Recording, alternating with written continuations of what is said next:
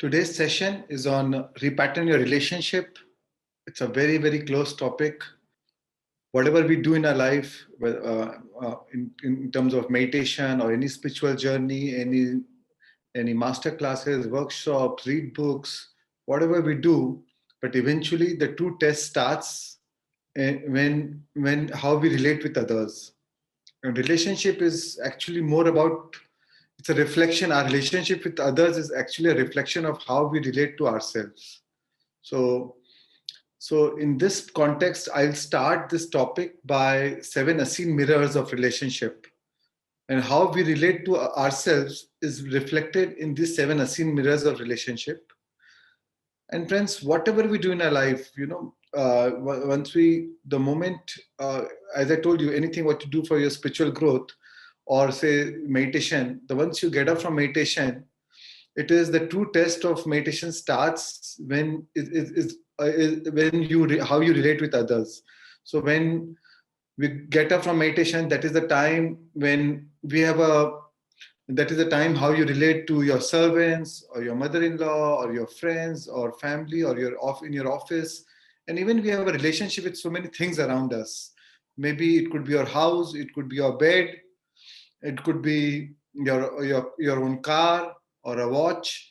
With everything, we have an emotional bond or an emotional relationship with things, right? We have an emotional relationship with situations. Sometimes we memorize the situation and we remember it even after 20 years, 40 years, 50 years. So suppose when your first child is born, it was such a happy moment. So you memorize this emotion, and these relationships eventually translate into feelings. And when these feelings are actually they are impressed over your subconscious mind, and then it becomes a part of your memory. And what is being impressed is actually expressed in our life through our relationships. So let's uh, let's go a little more deep into this. Before I start, I want a commitment from all of you that I have your full attention, because these mirrors of relationship are sequential. So I would like you to understand all of these very, very with all your attention. These 7 unseen mirrors of relationship is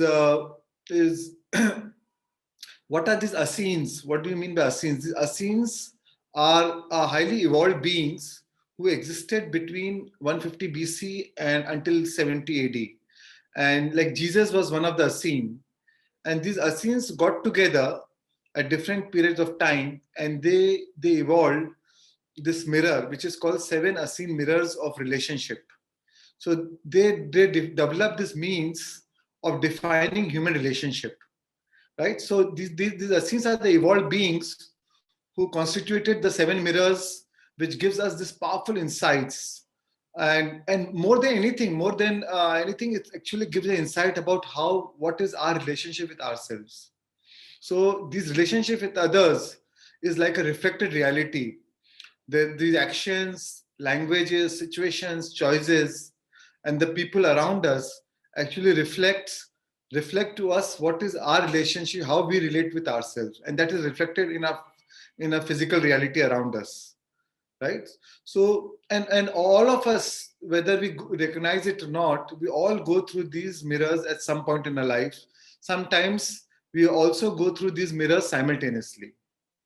So from the perspective of these mirrors, I invite you to allow for the possibility to understand your relationship with yourself. You're invited to allow to know yourself in the presence of others through your relationships. And when those relationships are reconciled, actually we become the benefit of that healing. We actually heal ourselves. So and in that benefit, that is that benefit that carry us through our awakened dream of life as we walk on this three-dimensional reality, right? And we know, friends, these as we know this, Shakespeare said this entire universe is a great theater of mirrors, right? So life actually reflects exactly back to what we are projecting to the world, what we are projecting to the universe. It is exactly a mirror to us, and it is only reflecting back to us. So that's why we say we create our own reality. So the power lies within us. Life is happening from us. Life is not happening to you. Life is happening through you. So, and life will give us whatever experience which is most helpful for the evolution of our consciousness, right? So any situation, any moment, any time, any relationship is actually perfect the way it is, because the way it is right now is actually, even if it is not proper, it is actually telling us what you need to heal, what you need to repair. We repeat what we don't repair. So it is only telling us as a guidance, or giving us as an opportunity to heal ourselves. And what is most important is our awareness. Healing is born out of awareness. Most of the time, we are very unconscious of these relationships. We are very unconscious that it is we who are creating this relationship in our life. So, healing is born out of awareness. It is the moment of choice before your mind creates the story. So, so the moment you are aware that no, it's the story, you are able to heal yourself. But the moment you get into the story, then you are only reliving your past patterns, your past emotions, your past beliefs, your past habitual attitudes and perceptions.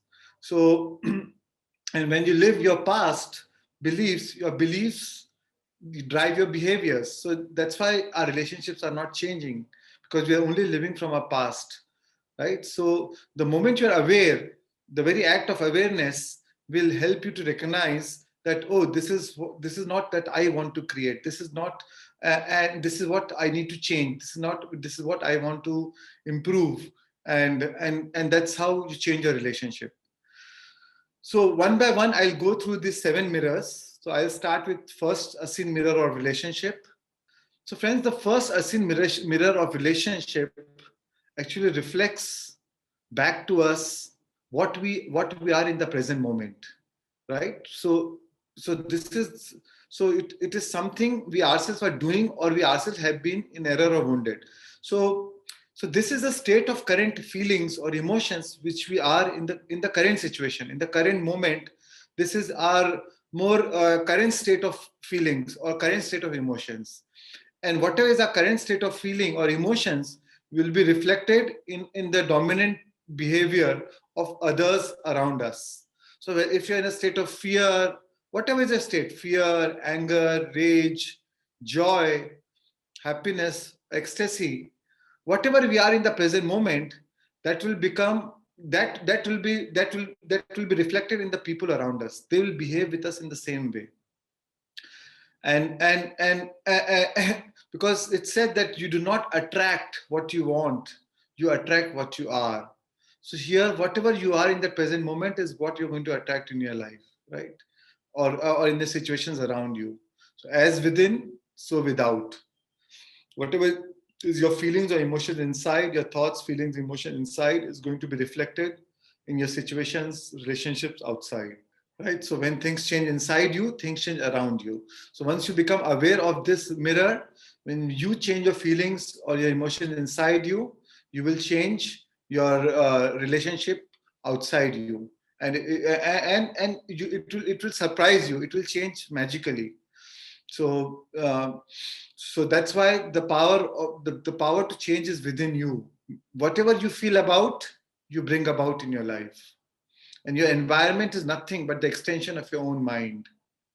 And once you understand this, you take the power back to yourself, and you know that you have the power to change. And friends, our energy is the currency of the universe. When you pay attention to something, you buy that experience, right? Through your attention, wherever your attention goes, your energy flows. So through your attention, you can change. If your attention is on anger or rage or fear or any survival based emotions, you will create more of that into your life. If your attention is on joy, happiness, love, ecstasy, you will create more of that into your life. So we need to be selective. You need to be selective of your focus. Your attention feeds the energy. So there's a story of two wolves. Inside of us lives two wolves. One wolf is full of joy, happiness, love, and all love-based emotions, creative emotions. The another wolf is fear, anger, hatred, frustration, unworthiness, lack of self-worth. So, and if there's a fight between the two wolves, which is the one which will win? So I want the answer. If there's a fight between the two wolves, which is the one which will win? The one I choose. So whichever we feed, right? Priyanka said whichever we feed. Nitish said the one we feed. Absolutely right. The one we feed. And how do we feed? We feed it through our attention. We feed it through our awareness. The more we focus on that emotion, the more it will become dominant in our life, right? So this is the mirror which reflects us what is our current emotional state inside us, which is being reflected through the relationship outside. So I think this is a very simple mirror to understand. Now we go to the second mirror again. This is my favorite mirror, and I find that this is the awesome mirror for transformation and tool. And once, for me, this was a big agent for change. Once I understood this mirror, I really saw a lot of my close relationships, which was not working out, really changing in my life. So this is, friends, it is a very subtle mirror. It reflects to us what we judge in the moment. It is something we have an emotional charge with. So a lot of times people will frustrate you, people will irritate you, they will push your emotional buttons, you'll feel a lot of anger or rage, and sometimes, and you realize sometimes that it is not your patterns, right? So for example, um, like I had a very close relationship in my life, with whom I lived for almost 15 years, and uh, and she used to get very angry with me, or she was very short tempered, and I had a very strong judgment towards that anger. You know, I am peaceful, I am joyful. This is not my pattern, and then why I am encountering this kind of behavior from her. And the more I judged that, the more I started encountering more of that pattern into other people around me. So I realized that, uh, and I was wondering, this is not my pattern, this is not my emotion. I am very calm, I am very peaceful, and then why am I encountering this? But I had a strong judgment towards that emotion. I have a strong judgment towards that feeling of short temper, or that anger or that rage, and I judge it very strongly. And what you judge, whatever you judge in the moment, you create a strong emotional charge towards that. Because when you judge, lot of attention, lot of energy goes into the judgment, and when you carry, and it develops a strong charge, emotional charge to that. And with that strong charge, you attract more of that into your life, right? And it may not be your pattern at all. So and when I realized that, when I understood this second mirror of relationship, and I understood my pattern, and when I worked on my pattern, when I dropped my judgment, my relationship magically transformed. And it could be against anything. It could be against dishonesty, it could be against somebody's unethical, or somebody, it could be anything. You know, so many times we judge people, and we fight against it. And whatever you fight, you actually empower. Whatever you fight, you actually strengthen. Sometimes we say it's a fight against poverty, fight against drugs, fight against uh, uh, pollution, and fight against war. So fight against violence. But what you fight actually strengthen, because the more you try to fight it, the more you're giving your attention towards it, and you more you draw into your life. So somebody, during the Vietnam War, somebody asked Mother Teresa, "We are marching. There's a march we are organizing as a fight against violence. Would you join?" She said, If it is a fight against violence or a war, count me out. But if it is a march for peace, I'll be the first one to join." right? So whatever you fight or whatever you judge, so when you judge something in your mind, actually you're resisting it. You create a lot of resistance, and most of the time it happens in our very close relationships. Very close relationship. It could be your mother, your children, your spouse, your friends. You know, very very close relationship, because you know them. You have a history. You know them for so many years, and now you have formed a judgment, right? So you don't see your wife. You see the memory of her of the last 30 years. The moment before she has even spoken or completed a sentence, I have we have already judged her, or you have judged your spouse. So this is how, and we live our life, and the more we judge, we create that charge, and the observer affects what is being observed. The more you observe her from the lens of your past, the more you observe him or her from the lens of your past, the more you evoke those kind of response or those kind of emotions towards you. So we in the earlier workshops we have seen in quantum experiments how the observer affects what is being observed, right? And what you resist shall persist. And we don't see things as they are. You see things as you are. So actually what you are judging is a very strong emotional charge which is active in you, and that's why you are actually judging that. So and when you judge something, you invite more of that outcome, through your judgment. You are strengthening an expectancy towards that person's behavior. You have expectancy of that person's behavior, and your expectancy determines your outcome, right? Because now your energy is flowing in that direction, right? So your subjective mind has an impact on the objective world around you. So that's why, friends, it is very important to drop our judgment. And once we drop our judgment, we lose that emotional charge, and you see the situation around us changing magically, right? And the best way, I mean, I like to empathy is a great tool to drop the judgment, because every person, if you see whatever the emotion they are coming from, even if you dislike them, there's a past behind them.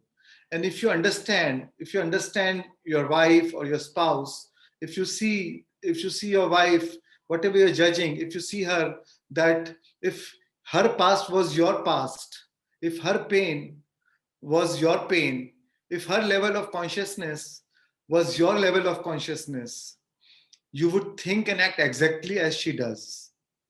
And when you realize this, with this realization comes forgiveness, compassion, care, empathy, peace, right? So friends, we have to drop our judgment. And once we drop our judgment, we change our reality, because any judgment creates resistance, and all resistance is futile. As I told you, what you fight, you strengthen. What you resist, persists.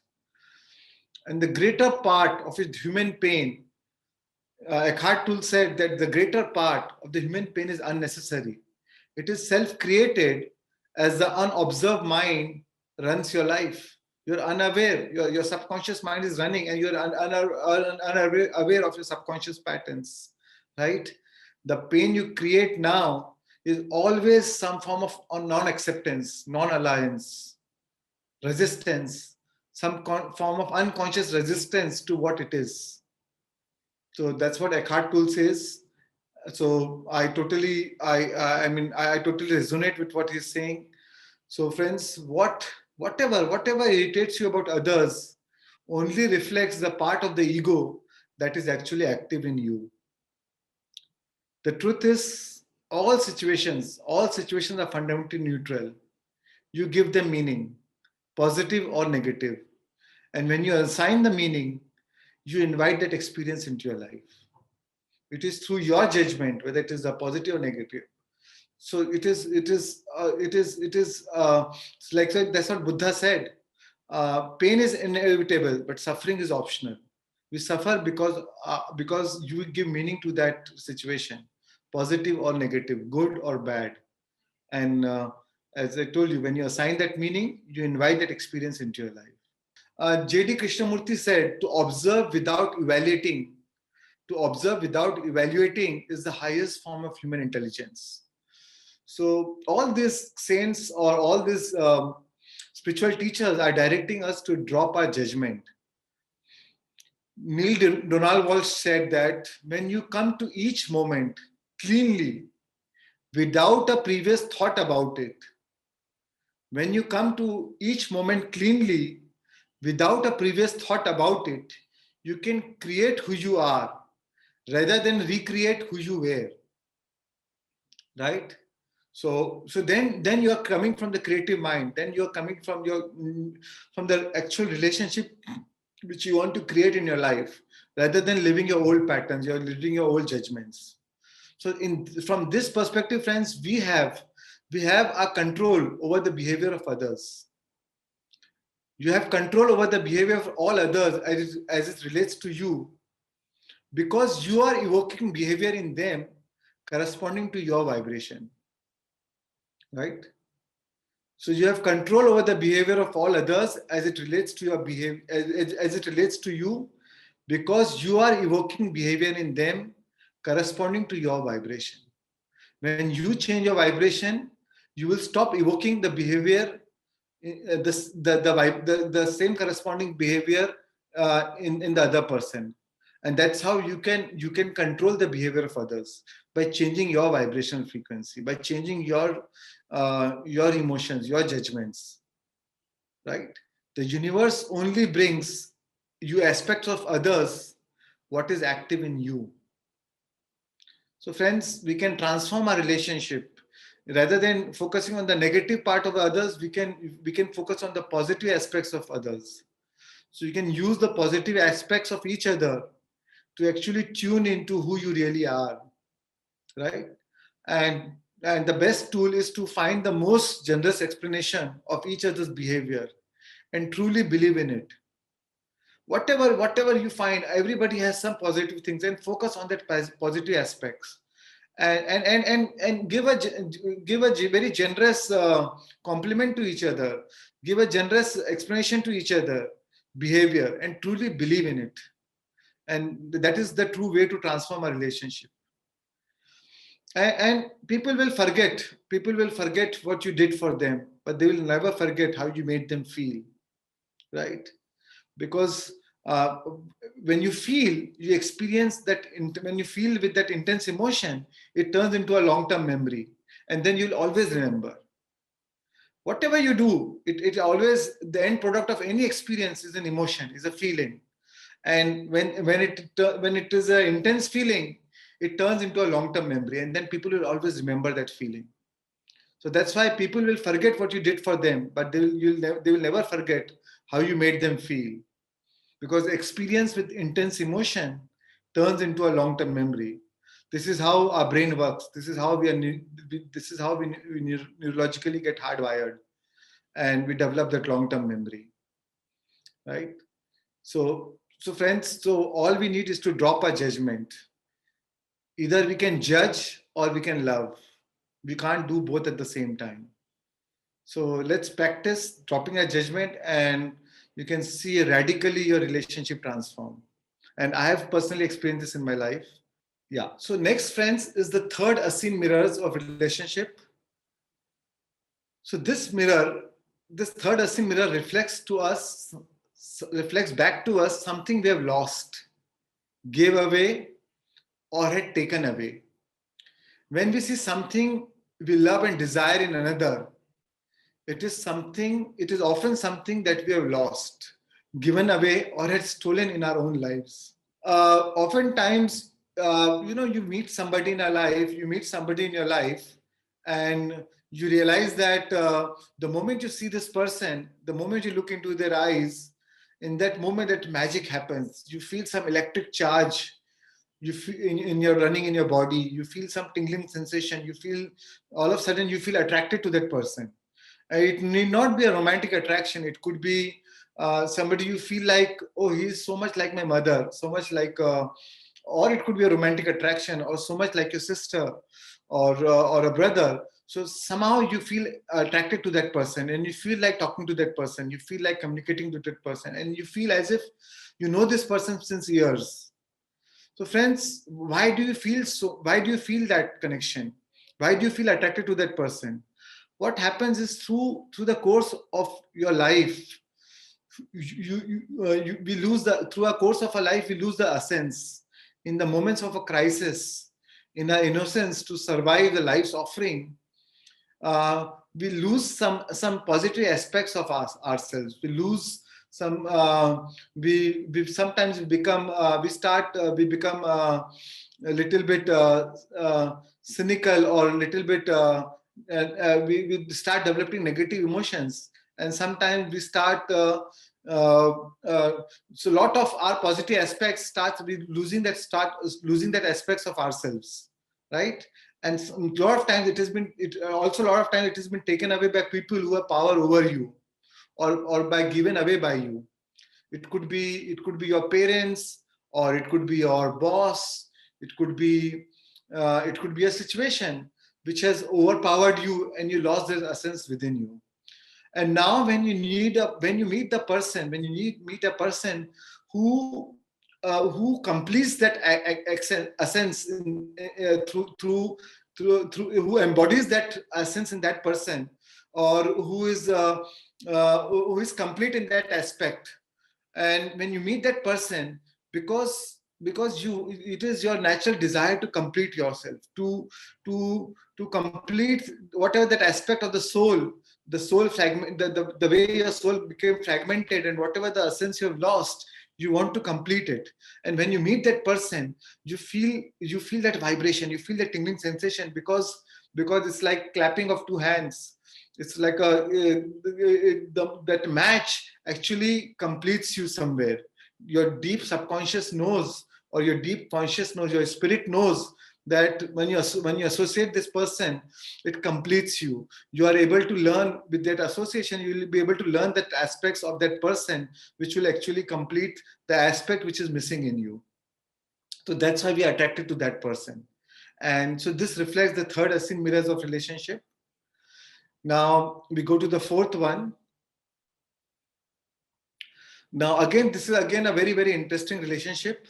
The fourth mirrors of unseen mirrors of relationship reflects back to us a most forgotten love, right? So this could be a way of life, a lost or unfinished relationship. So I'll explain to you in more detail. So I'll repeat: the fourth unseen mirror reflects back to us a most forgotten love. So friends, during a period of time, over a period of time, to survive life's offering, we become addicted. We become addicted to certain patterns, right? So it could be addiction to making money. It could be addiction to sex or power. It could be alcohol or nicotine or any substance abuse. So we become addicted to these things, or some kind of OCDs, right? So the moment, because so once we become addicted to this over a period of time, right? So this addiction does not happen overnight. Slowly by slowly, over a period of time, with repetitive behaviors, with repetitive patterns, with repetitive habits or actions, we become addicted to these patterns. And what happens is, over a period of time, little by little, we start giving away the most dear things that we love in our life. We start losing our loved ones. It could be our closest relationship. It could be a relationship with your spouse. It could be a relationship with your parents or your children or your friends. We start losing that relationship, because in order to accommodate these addictive patterns of addiction to money, sex, power, or substance abuse, in order to accommodate um, this addictive patterns, we are so much of attention is focused on these patterns, that somehow unconsciously we are withdrawing our attention from our actually relationship, what we actually love. We truly love, but we are not giving attention. We love our children, but we don't have time for our children. We love our spouse, but we don't have time for them. And we so subconsciously we and that starts showing us, it starts reflecting in our relationship with them, and slowly we start losing them in our life. It could be our loved ones, it could be our jobs, our very livelihood, to accommodate these patterns, and we lose that. We all of a sudden we may lose a job, and then we move to another job, then we lose another job. So and it could be not just sex, power, alcohol. It could be even uh, uh, it could be even an issue of control in a corporate or a family environment, right? So uh, and these patterns unfolds gradually, little by little. And the beauty is, it can be recognized anytime and healed anytime. And then you can find your wholeness. As it develops gradually, the moment you recognize it, you can actually work on these patterns. You can, with the awareness, you can recognize this pattern and you can make the change. You can heal this relationship.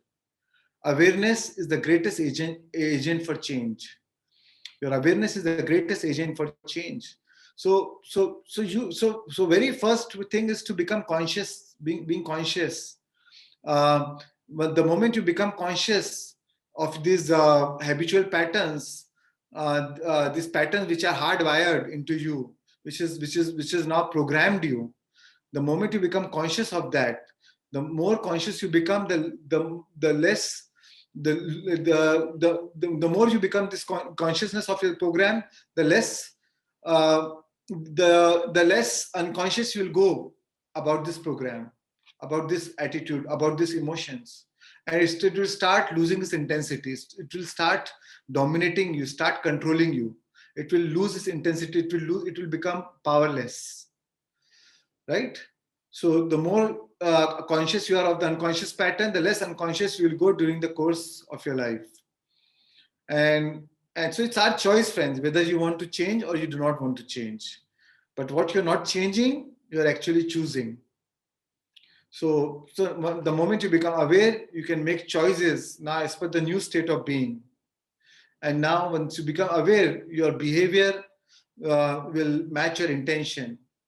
Because we always think equal to our emotional state. If your emotional state is addicted to these emotions, to these patterns, we will always think in that, and we will give attention to that. If we change, the moment we become aware of these patterns, and then we prioritize our life and we prioritize our relationships, our loved ones, and not to accommodate these patterns, then everything shifts. When we shift our attention, our life shifts, our life changes. So every time you memorize these old emotions and you break the energetic bond with your past patterns, addictions, then you liberate so much of energy. And the same energy is now available to create your new relationship, or to mend or to heal your old relationships, right? So friends, so there's nothing wrong. So the reason why we lose a relationship, because these loss of relationship is actually trying to awaken you, is trying to tell you that wake up now. How long will you stay addicted? It is trying to jolt you and tell you that you need to wake up now. It's high time that you change your patterns, you heal your patterns. So friends, life events always help you to heal and grow. It's happening for you and not to you.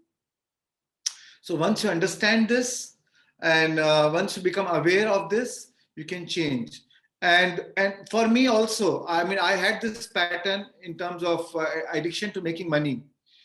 And I'll just share an example.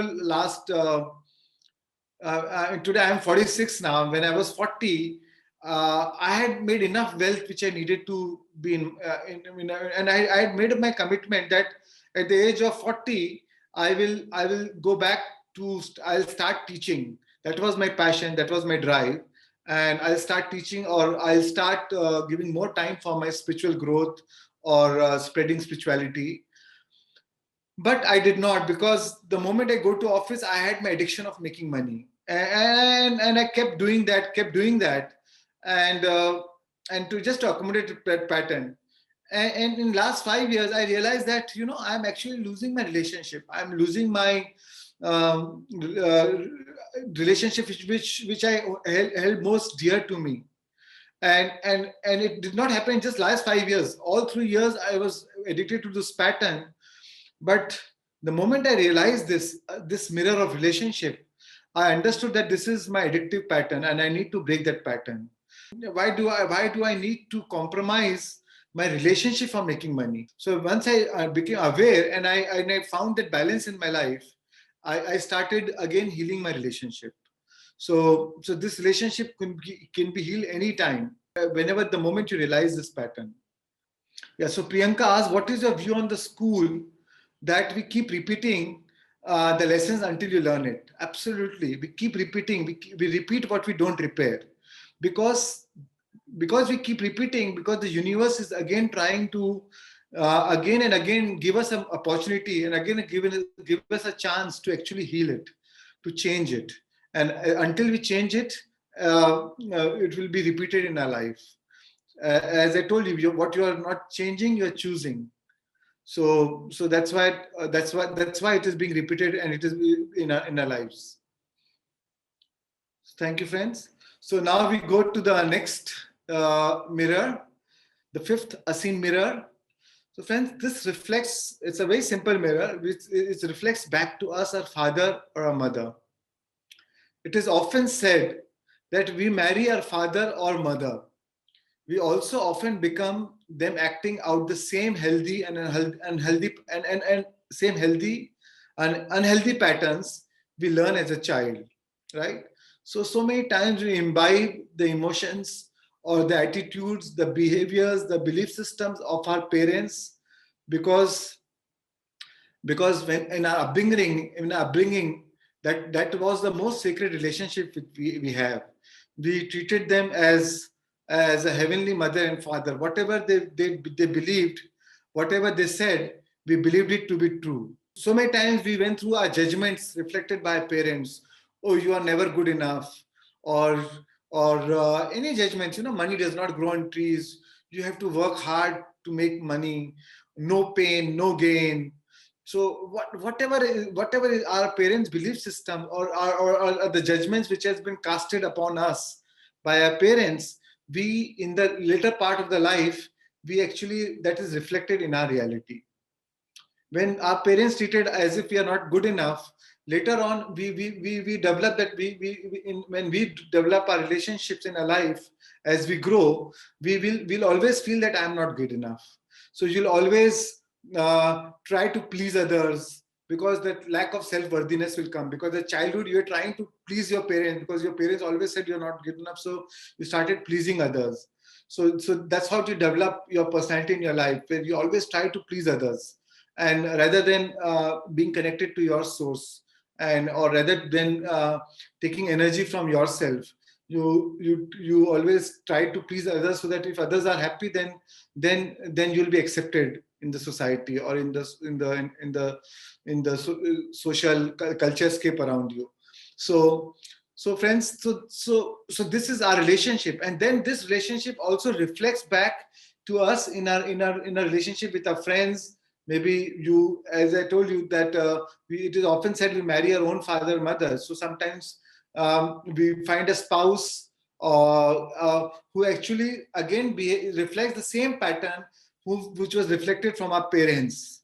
And unless we heal that pattern, we keep repeating that relationship in the relationship around us. But once we heal that pattern in ourselves, then we do not encounter the same pattern in a relationship around us. So now we go to the sixth mirror, the sixth unseen mirror. Again, this is a very, very powerful mirror. This mirror is also called the dark night of the soul. So friends, this unseen mirror reflects back to us the quest for darkness, or what is often referred as to us as the dark night of the soul. So this is when we meet our greatest challenges, our greatest fears, and have been gathering the tools and understanding in life to confront them.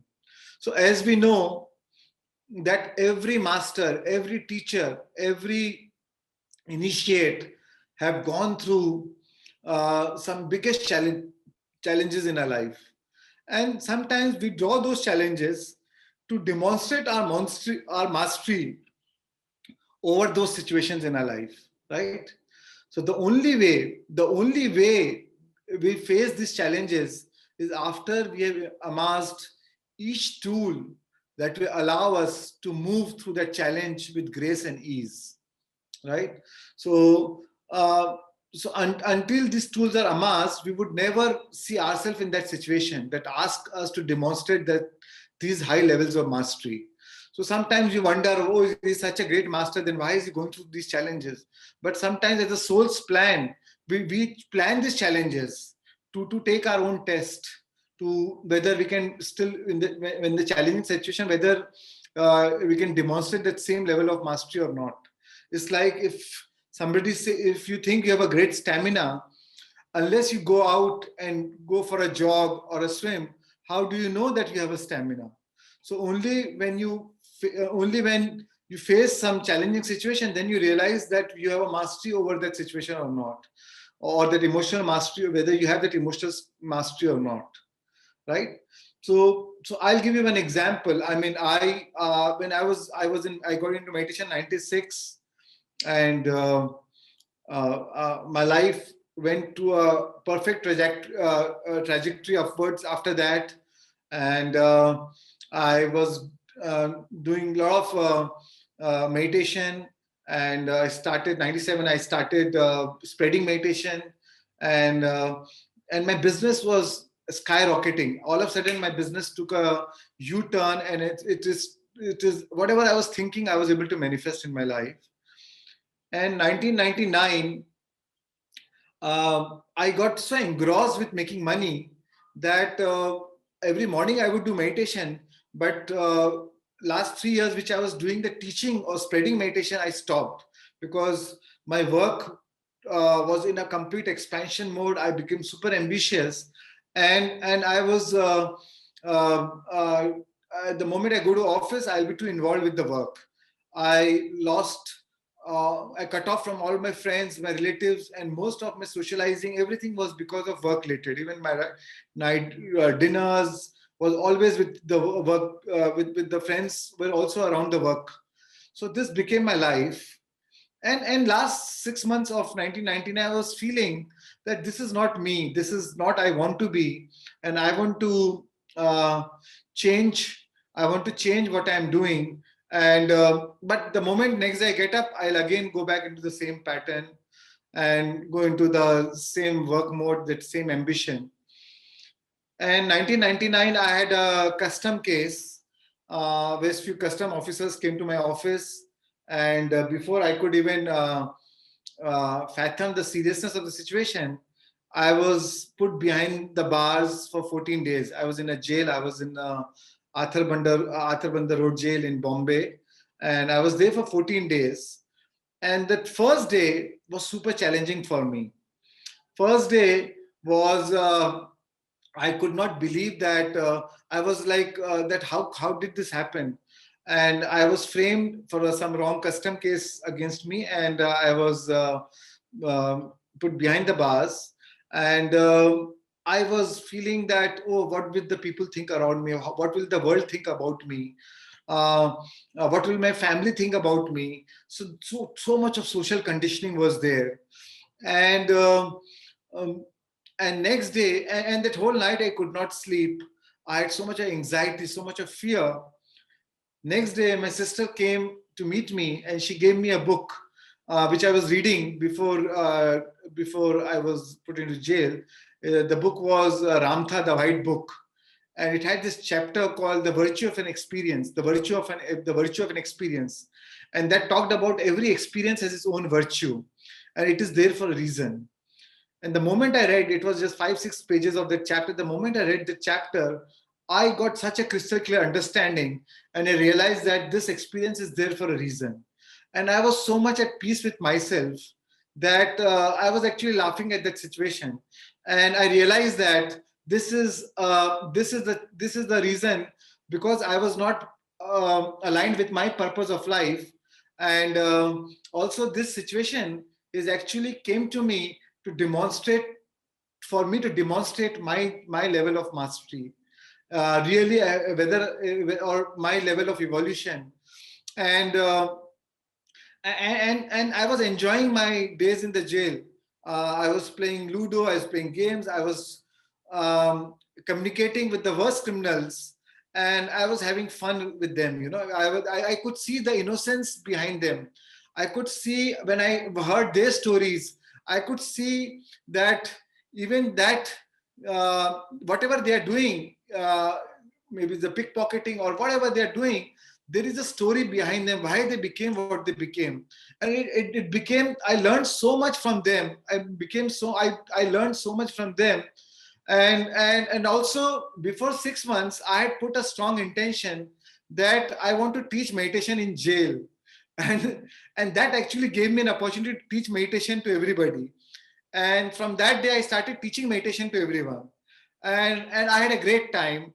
And when I look back to that situation or to that 14 days, I see that as a great tool for my evolution. And I did as if it was a university for me.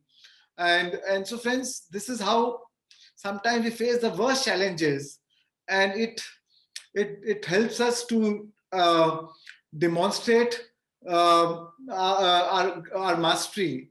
And sometimes life challenges helps you to evolve, and it's happening for you, not to you. It shattered all my ego. When I came out of the jail, I felt I became so much. I came out with so much of humility, so much of compassion and care. And sometimes, so these challenges, situations help you to break open your heart so that you can be more compassionate, more caring, more empathy, more develop more humility. You drop your ego, you burn your ego, you shed your ego. So because, you know, in this situation, when you go into that situation, you have no help, you have no support. At this moment of time, you're standing naked in front of yourself. And perhaps for the first time, without that emotion, the feeling or the thought of all the constructs of the security or the safety which you have created around you has been dropped now. Whatever, in one overnight, I was in jail, and all the constructs of my wealth, my security, my relationship was dropped. And I was standing naked, uh, in the own image of my own self. And there I had no choice but to take the test of my mastery, or to demonstrate my mastery. So I had the choice whether to fall into that vicious cycle of pain or suffering or guilt or blame, or to master that and understand that I create my own reality, and this is my opportunity for me to grow. So perhaps for the first time, I was given an opportunity to prove or demonstrate to myself the very process of life can be trusted. And when I told Patrisa about this event, he said, "What's life without a royal challenge?" So with one line, I got my answer. And uh, uh, and that's how, friends, we need to look at challenges and learn from it and grow from it. So somebody said, if you have lost a parent, we were a baby. So friends, as a soul's plan, sometimes we plan as a baby that we will lose a parent so that it will help us to evolve. I lost my father when I was 19 years, and it was a sudden death. But today I am so thankful to my father, and so much gratitude to my father.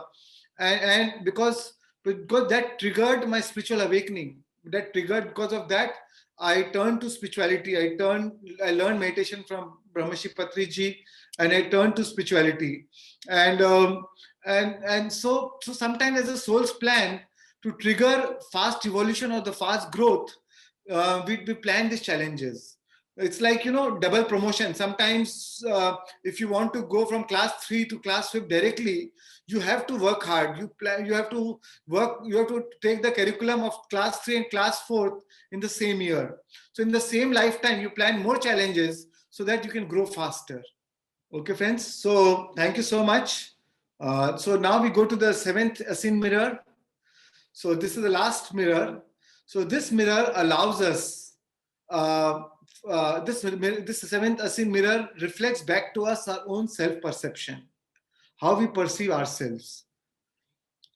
Others will perceive and treat us according to how we perceive and treat ourselves. It is about self-love, how we treat ourselves. So friends, in the view of this mirror, we should allow ourselves the possibility that each experience of our life, regardless of the outcome, is perfect in its nature. Regardless that we achieve or not the lofty goals which is set by others, we are actually perfect. We are actually perfect in ourselves. Whatever we need to be perfect is all those ingredients are already alive in us, is active in us, is already present in us. So we don't need to view our life with that external reference.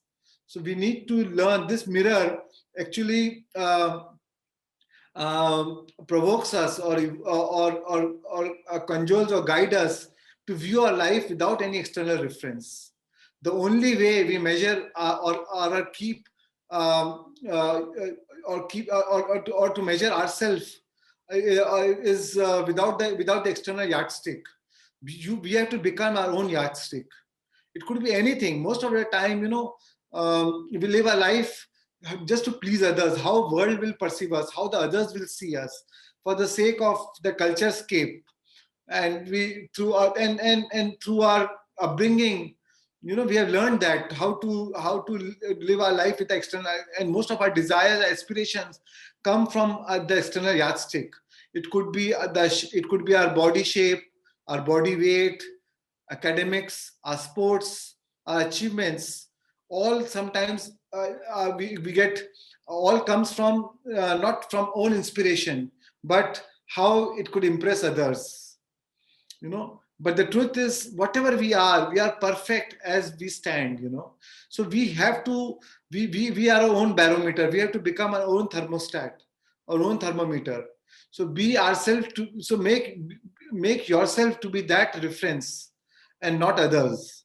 We need to become our own reference point, right? Friends, Rumi said half of our life is lost in charming others. Other half is lost in going through anxieties caused by others. So leave this play. You have played enough. So this mirror actually gives us an opportunity, because sometimes it